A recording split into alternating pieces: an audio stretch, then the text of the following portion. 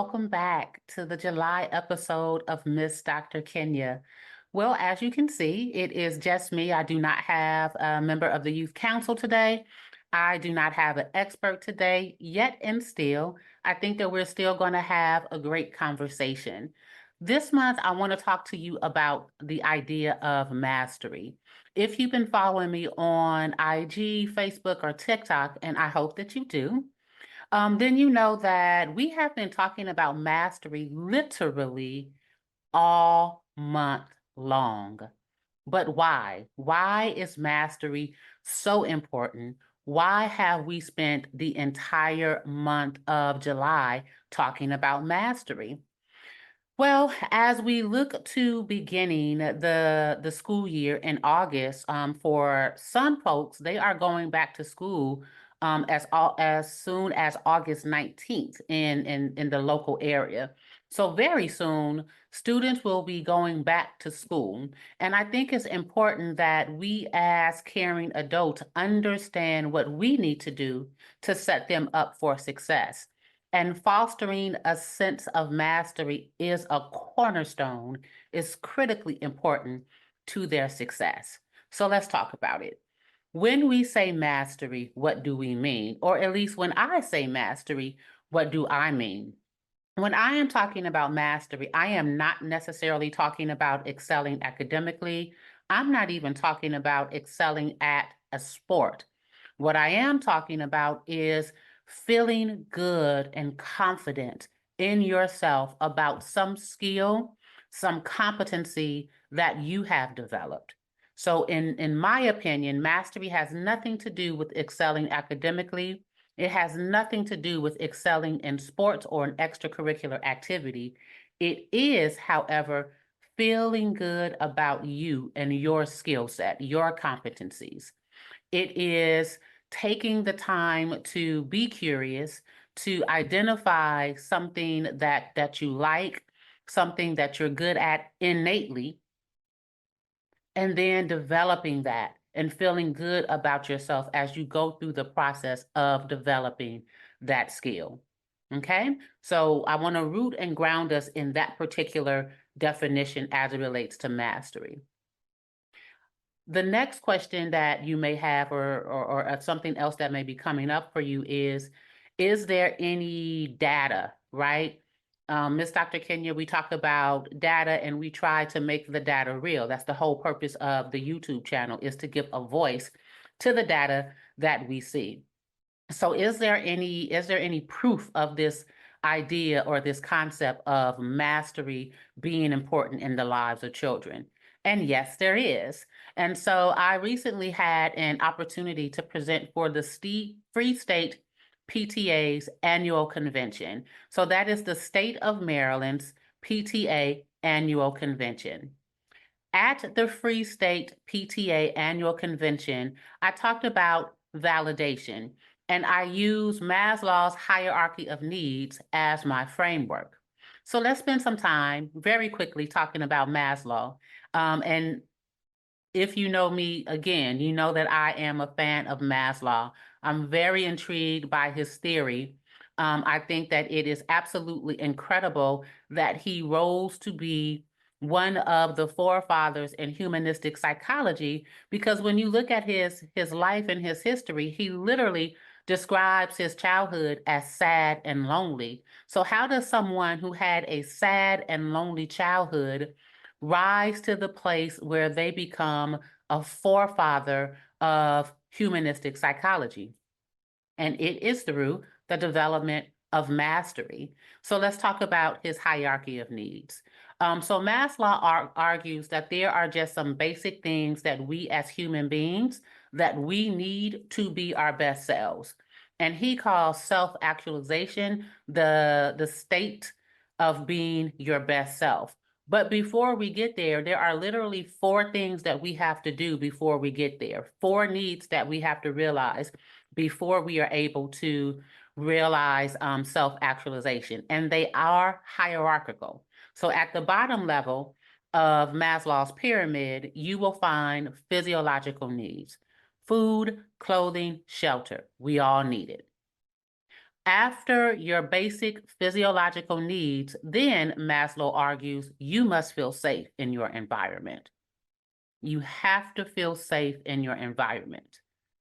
Once you have your basic needs met, you feel safe in your environment, then you need to have a sense of belonging. You need to know that you have someone in this world who is looking for you, checking for you, celebrating you, excited when they see you. You need to know that you belong somewhere. Then you will be able to develop self-esteem. When all of those things are happening, when you have your basic needs met, when you feel safe, when you know that there's somebody in this world who is looking for you, likes you, wants to be in your presence, then you can feel good about yourself. And once you feel good about yourself, then you will most likely than not be able to take risk, to be okay with learning from your mistakes. You will do the hard things that are necessary to grow. You will self-actualize. But what does that have to do with mastery? A lot. When we are thinking about those self-esteem and self-actualization needs, mastery is really the cornerstone of those. And let me explain. Let me try to make this make sense for you. When we are talking about mastery, again, when we go back to my definition, it's not about excelling academically. It's not about excelling in a sport. It is feeling good about yourself. It is feeling good about a skill or a competency that you have developed. That is good, high, positive self-esteem. What does it have to do with self-actualization? Remember, once you feel good about yourself, then you will be willing to take risk. You will be willing to challenge yourself. You will be willing to grow. And the only way that you will do that is through learning and trying, being consistent and persevering. And that is a part of the journey of mastery. No one is an expert the first time they try something. You have to continue to persevere. You have to fail. You have to make mistakes en route to developing a skill, en route to becoming an expert. Does that make sense? So when we're talking about mastery, self-esteem and self-actualization, they all kind of go hand in hand. You cannot have self-esteem. You certainly cannot actualize without embarking upon the journey of mastery. So what does mastery look like at the different levels? We certainly do not expect an elementary school student who is just beginning their journey of mastery to look like a high school student who is on the end of their journey to mastery, going into adulthood, going into career, thriving, right? So what does it look like at the different stages? In elementary school, mastery can be as simple as being curious. So in elementary school, children are trying to figure out what do I like? What am I good at? What does pique my interest? And so you will find that they will be exploring multiple different things. They may be curious about, helping you out with making meals. They may want to go with you when you work out or do yoga with you. Like their curiosity is at an all-time high because they're trying to figure things out and determine what they do and don't like.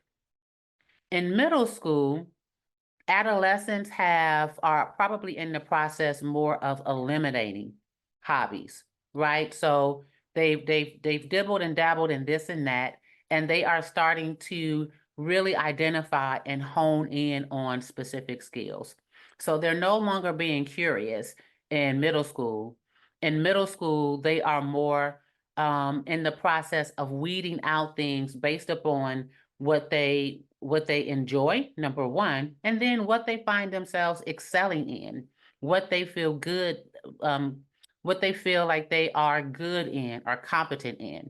So in elementary school, where you may find that a child is interested in all the things, in middle school, they're going to start to fine tune and focus in on one thing. By the time a student gets to high school, though, they are thriving. They have truly well-developed skill set.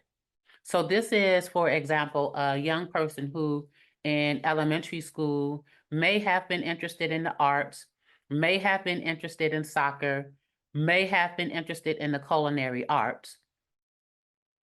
In middle school, decided that of all of the things that they were initially interested in, they are definitely interested in playing an instrument.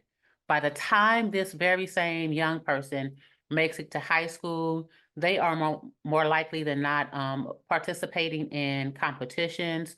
They may be auditioning for different programs. They may even be interested in going to a conservatory after high school as opposed to going to a regular college.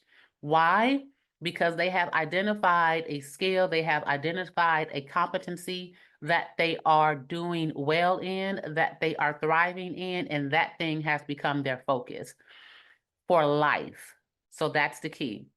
When we are talking about mastery, we are talking about developing skills over a lifetime that will take you to high school and beyond, career and beyond. You are likely developing skills and talents that will really define and dictate your character throughout your life. So a good example of this is a podcast that I recently watched with Priscilla Shire, and she was talking about how to be a good leader. But in this particular podcast, she talked about how her aunt, when she was 10 years old, pulled her aside and had her to teach a Sunday school class. And it was in that moment that she realized that she had skills that she could captivate people. And to this day, and I believe she just turned 50, if I can recall correctly from her IG page. To this day, 40 years later, she is very much so renowned for her speaking talent. She is renowned for her leadership skills and ability. But those all started when she was 10 years old, and it started with her aunt encouraging her. So then, how do we encourage the young people in our lives to begin their journey towards mastery? There are 5 things that we can do to encourage mastery in the children and youth in our lives. 5 things. We can provide opportunities. We can offer support. We can celebrate effort. We can model perseverance, and we can create safe and supportive environments. One more time. Provide opportunities, offer support, celebrate effort, model perseverance, and create safe and supportive environments. Now, let me just stop and say, this does not have to be a big, drawn-out ordeal. It doesn't have to be expensive. It's simple things that you can do at home, simple creative things that you can do just in your day-to-day life to foster mastery in a child or a youth that you love. So let's talk about it. The first one is provide opportunities. So going back to my example earlier, talking about the young person who was interested in the arts, right, and playing an instrument. You could very simply provide opportunities by sharing, for example, a YouTube video of a music teacher who you think is a good music teacher, teaching them how to play a song on their instrument. That's free. It doesn't require you to do anything outside of the norm, yet you're providing an opportunity for your young person to practice, to get better, and to develop a competency. You can offer support, right? So that very same example can also be an example of you offering support. By you sharing that YouTube video with the young person in your life, you are telling them, I see you, I support you, I am proud of you. Celebrating their effort. Now, celebrating their effort is more than just showing up at the championship game. Celebrating their effort is more than just showing up to their 10-week recital. Celebrating their effort means that you celebrate their consistency over time. You celebrate, affirm, acknowledge, and let them know that you are proud of them when they find themselves struggling, when it's no longer fun, when they are expected to learn more, to go deeper into their craft. Celebrate their successes, celebrate their consistency, celebrate their failures. Help them to understand, again, that making mistakes and failing is a part of the process. You learn from mistakes. You learn when you don't get it right the first time. So, but celebrate the fact that they keep coming back. Celebrate the fact that they continue to persevere. Just let them know that mistakes are a part of the process. Model perseverance. I say all the time that modeling is the most effective teacher. Children and youth learn best from what we do and not what we say. So if you are, for example, celebrating their effort, but giving up every time things get hard for you, you're sending a conflicting message. So you have to model perseverance. When things get hard for you, say that. When things get hard for you, I'm gonna say that one more time, say that, and continue going. Don't give up. Show them what a journey to mastery looks like. Let them know that perseverance is part of the process. And then this leads itself to the fifth thing that we can do, and that's safe and supportive environments. Again, when you listen to the youth council and you talk to children and youth, the one thing that they say that they need more than anything is to be seen and heard. So when you are doing all of these things, when you're providing opportunities, when you're offering support, when you're celebrating their efforts, when you're modeling perseverance, what you are doing is creating a safe and supportive environment for your young person. And that's important because in creating that safe and supportive environment, they will feel comfortable to do hard things because they will not feel judged. By creating that safe and supportive environment, you are creating a space where they feel like they can come and talk to you and share with you their challenges and their difficulties, and they will know that you will hear them and that you will act accordingly. Like if they have a request of you, if they need your help for something, then they know that they can count on you to do that thing because you've already created an environment where it's okay to be your true and authentic self. So in summary, the 5 things that we can do to support the children and youth in our lives: provide opportunities, offer support, celebrate effort, model perseverance, and create safe and supportive environments. So when you do these things, what does it look like? I encourage you to go back to the June episode of MsDrKenya. On that episode, I spoke with 4 members of the youth council. I spoke with Lang, who's in middle school, Now and Fola, who are both in high school, and we spoke to Ayema, who recently graduated and is now in college and career. So we spoke to 4 young people in 3 different stages of life, and each of them talked about their journey to mastery.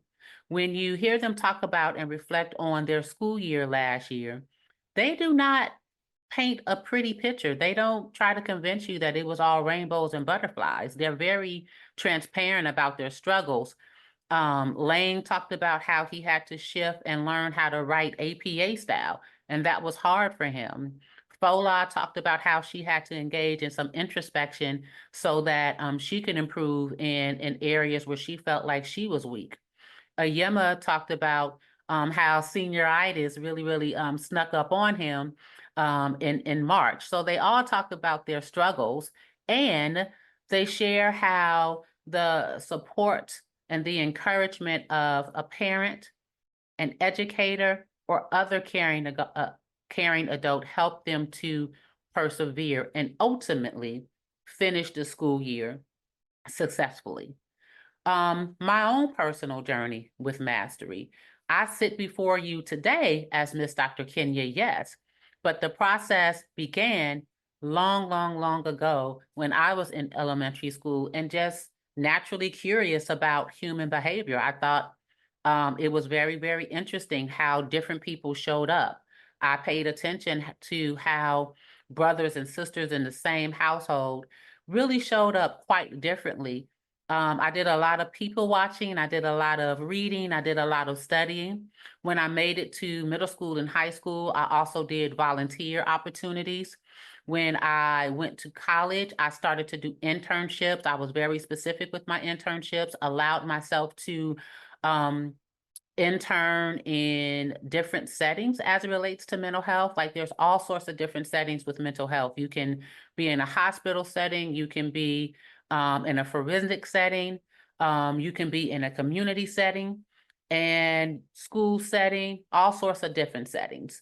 But it was through my internships in college that I really fell in love with working with children in schools. And as you already know, I began to hone in on school-based mental health support. But I have to be honest, the process and the journey was not easy.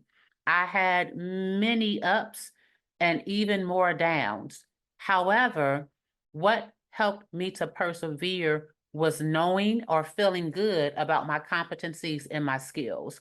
What helped me to keep going was having, a mother who supported me, grandparents who supported me, godparents who supported me, friends and family who supported me and cheered me on along the process, right?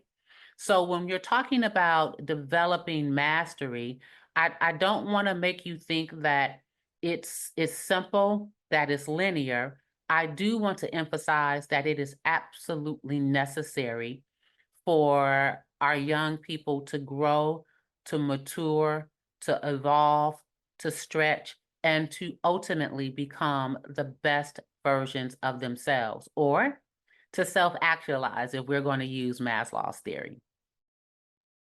So needless to say, there are numerous long-term benefits to developing mastery. First and foremost, it can lead to greater career success. Again, when you self-actualize, you are more willing to do hard things. You are more willing to take risk. It increases your self-esteem. Again, going back to my earlier example, you feel good about yourself as you're developing your skill. And it leads to a stronger sense of purpose and fulfillment in life. However, I do want to call out the obvious, right? So if developing mastery helps you to do all of these things, then the opposite is also true. If a young person does not develop mastery, then their opportunities to feel good about themselves are drastically decreased. If a young person is not encouraged to develop mastery, then it's far less likely that they will do hard things. Why? Because they're afraid of making mistakes. They feel like if they make a mistake, it is a direct reflection of them, and it somehow means that they are a bad person, somehow means that they are not good enough, and that's not true. So just like developing mastery has positive outcomes, the lack of mastery can have very negative outcomes and devastating outcomes.